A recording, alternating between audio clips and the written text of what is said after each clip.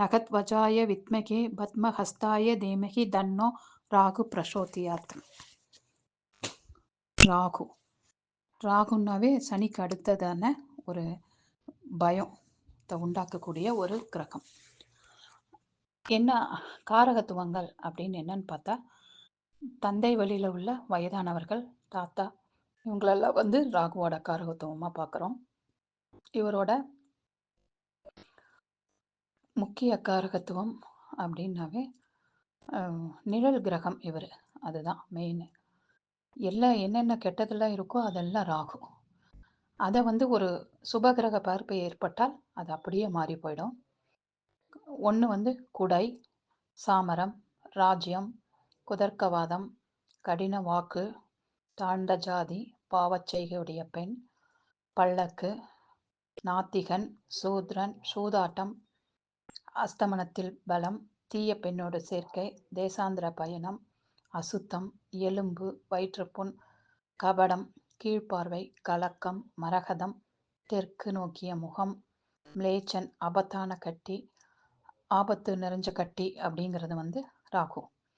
பெரிய வனம், விஷம சஞ்சாரம், மலைகளில் துன்பம் அனுபவித்தல், வெளியிடங்களில் தங்குதல், தென்மேற்கு திசை, காற்று, கவம், கவலை, சர்ப்பம், தென்றல், கடுமை, நீலம், ஊர்வன, கனவுக்கு விளக்கம் கூறல், பிரயாணம், ஒரு முகூர்த்தம், முதுமை, வாகனம், நாகலோகம், தாய்வழிப்பாட்டன், வாயு, சூளை நோய், சுவாசகாசம், இளைப்பு, மகாபிரதாபம், வனதுர்க்கை வழிபாடு, துஷ்டதனம், துஷ்ட மிருகங்களோடு சேர்க்கை, உருது மொழி, எழுத்தாற்றல், கடின மொழி, ராகுவின் காரகத்துவங்கள்.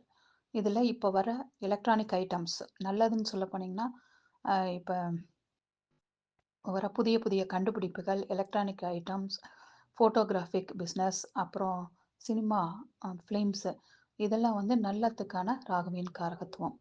இப்போ தொழில் காலங்களோட ராகு சம்மந்தப்பட்டு அவங்க ஃபோட்டோ ஸ்டுடியோ வைக்கலாமான்னா கண்டிப்பாக வைக்கலான்னு சொல்லிடலாம். அவங்க எப்படியோ ஒன்று முன்னுக்கு வந்துடுவாங்க.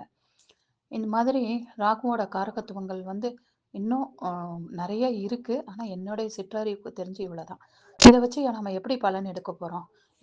திருமணம் அப்படின்னா 7ஆம் இடத்துல ராகு அப்படின்னா அவங்க வந்து பிரம்மாண்டம். அவங்க ஸ்பௌஸ்க்கு வந்து ஆப்போசிட் பர்சனை எதிர்பார்க்கறதே அவங்களுக்குன்னு ஒரு மாயை பிரம்மை இருக்கும். அதை வச்சு தான் அவங்க வந்து எதிர்பார்ப்பாங்க. ஆனால் அது கிடைக்குமாங்கிறது சந்தேகம். மற்ற கூறுகள் பார்க்கணும், அது அவர் கிடைக்குமா கிடைக்காதா. அதனால தான் திருமணத்தை தடை தாமதம் செய்யக்கூடிய கிரகங்களில் வந்து ராகு ஒன்று சொல்லலாம். சனி, ராகு, கேது இதெல்லாம் சொல்கிறோம்.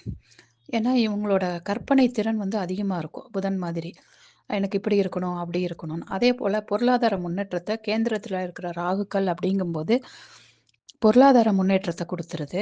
ஆனால் குடும்ப வாழ்க்கையை வந்து அவ்வளோ சீக்கிரம் அமைச்சு தர்றதில்ல.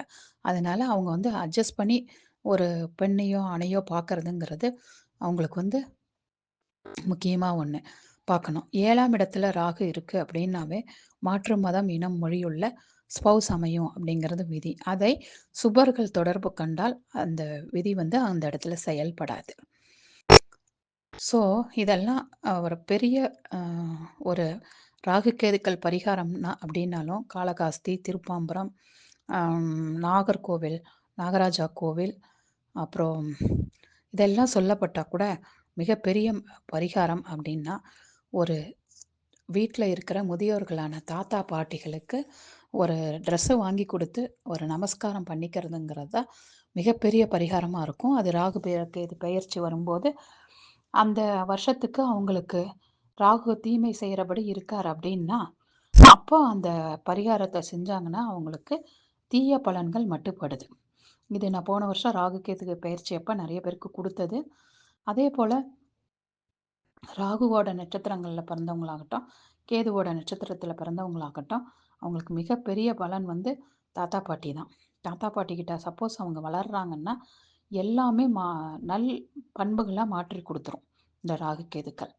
அந்த வளர்ப்பு, தாத்தா பாட்டியோட அன்பு, அரவணைப்பு அப்படிங்கிறது வந்து இந்த குழந்தைங்களுக்கு வந்து மிகவும் முக்கியமான ஒன்றா இருக்குது. அதுவே அந்த குழந்தைங்கள வந்து நல்வழிப்படுத்தி எடுத்துகிட்டு போயிடுது.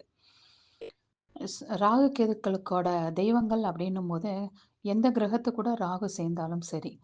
அதாவது தலை இல்லாத மனித தலை இல்லாத தெய்வங்கள வழிபாடு செய்யறதுனால, இந்த ராகு கேதுக்களோட பரிகாரம் ஆகுது. மெயினா ராகுக்கு. தலையில்லாத தெய்வங்கள் அப்படின்னா, அம்பாள் சொரூபம்னா பிரித்திங்கரா, அப்புறம் வராகி. பெருமாள் சொரூபத்தில நரசிம்மர். சிவன் சொரூபத்தில பார்த்தீங்கன்னா, சரபேஸ்வரர் வழிபாடு. எல்லாத்தையும் இல்ல இதெல்லாம் வேண்டாம் அப்படின்னா, நம்ம எல்லா இடத்துலயும் கிடைக்கக்கூடிய மிக சிம்பிளான வழிபாடு துர்க்கை வழிபாடு.